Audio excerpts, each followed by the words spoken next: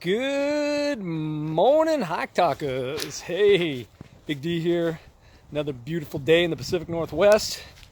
Getting out to, I just finished my 5 miles and I got some more content to create, so I'm going to keep rolling. But thought I'd just jump on here and give a quick hike talk on subject matter that's seemed to come up a lot in the very recent past, working with various clients around the country, and there's a couple great lines that I've adopted one from, believe it or not, Dr. Phil. So I think it's one of the greatest lines in television anyways over the years. And if you've ever seen the Dr. Phil show, which I've seen it a couple times, but not really my thing, is that he brings guests on and they go on and on and on about whatever their thing is, and the audience, it's pretty clear to everybody else that it's like, hey, you're obviously not seeing the thing you need to see. And the person's on there specifically to address a situation or an issue, and as they're walking it out, they're being pressed a little bit, to kind of talk about whatever the thing is, and then they find themselves, what's interesting is walking through the cycle of justifying why they're in the position they're in, or why they don't want to get out of the position. And we're just so good as humans on justifying mediocrity, justifying staying exactly where we are, as opposed to, I wonder if I just maybe tried something new, if I could get a different result. But if that's not a part of your habit, if that's not a part of the belief structure up here, then it's not going to happen. So Dr. Phil has this great line. You probably heard it. If not, I want you to use this in your life. And then I'll add mine, which is Dr. Phil, the guest is going on and on and on. And he's like, whoa, whoa, whoa, whoa, whoa there, big dog. Hey, how's that working for you? And I think that is like the sort of the showstopper or the starter, if you're willing to start making some changes. And so I want you to ask yourself, take all the things you got going on in your life, all the good, all the bad. You just got to ask yourself, how's it working for you? How's it working for you? And what's really awesome about what I get to do every day, I get excited about, is help people have significant breakthroughs in their life. But if there's one thing that you can't, or you won't be able to have a breakthrough just by the mere nature of the word, or combination of words, is you got to break something to break through, right? You got to break a habit, break a behavior. Maybe you got to break something physical, get a little anxiety out. For me, it was being in the martial arts and had a big, 100-pound Everlast bag that I could pound the crap out of to get my anxiety and my pain and my fear and out. But you got to break something to have a breakthrough. And I love that line from Dr. Phil, how's it working for you? And I'm going to add the second part, because this has come up multiple times in the recent past here, like yesterday again, twice. Working with a buddy, client that's had really kind of the same struggle over and over, and it's just not willing to break through, not willing to make the changes. And the thing is nobody can help you, or themselves for that matter, until they're willing to commit to making the change. And then then we can get into the tactics, but you got to commit to the process. And this gentleman was going on and on and on about all his woes in life. And the thing that I just have no patience or time for, of course I have patience for people, but I just don't have time, patience for people that are just constantly complaining about the same thing over and over and over. And they just will not do anything about it. And if you're not willing to do anything about it, shut the hell up and enjoy your life. I know that's a little tough love there, but you have to be willing to move. You have to be willing to get after it. And I'll tell you why we don't. It's very simple. You haven't made the why in your life big enough, the thing big enough for you to push through. We all do this at various levels until you start developing a habit of change, right? It's an interesting sort of counterintuitive words put together, but the habit of change. The habit of change. I mean, think about that. We're committing to a new habit, yet I'm saying, I want you to make some changes, right? But if you can start developing this mindset of, and recognizing this thing about, hey, how's it working for me? And if it's not working, if I'm not feeling good about it, I'm not getting the results I want, what am I going to do to change the situation? Right? And it always comes back to the why. The thing in your life, it has to be bigger than you. It has to be bigger than you just having the ability to say, yeah, I don't want to do it today. Yeah, I'm going to go play golf. I'm going to go do whatever.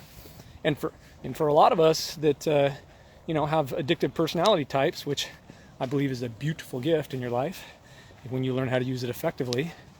But when you don't know how to use it effectively, it's very destructive. And for me, it was alcohol and food. And, those are sort of accepted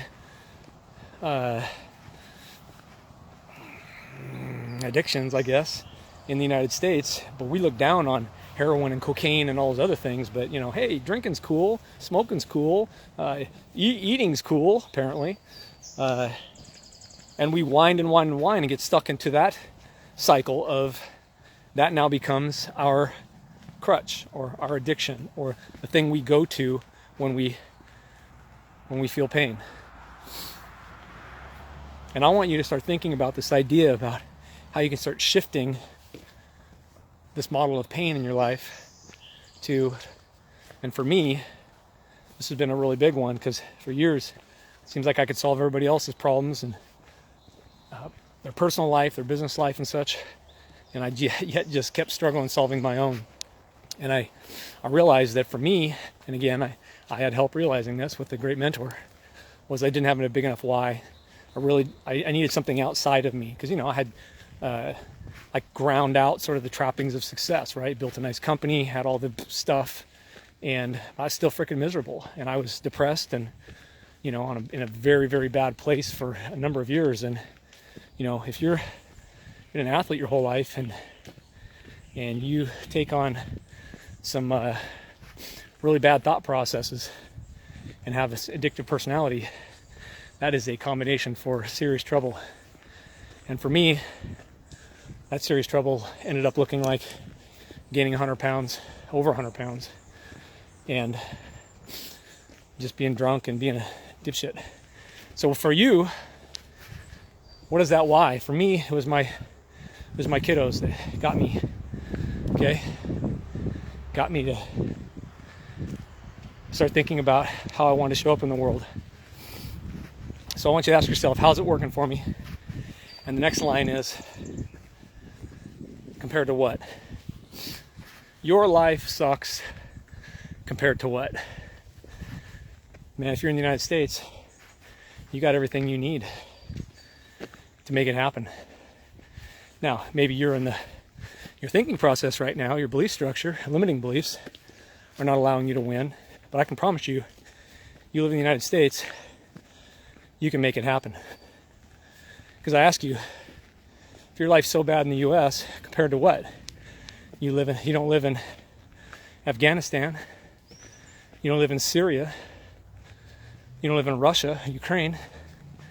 You don't live in Kenya, right? I mean, compared to what? Do you live in a hut with no running water? No fresh, clean water? Right? Do you crap in a trough out back in a hole? I mean, come on, you got to compare yourself.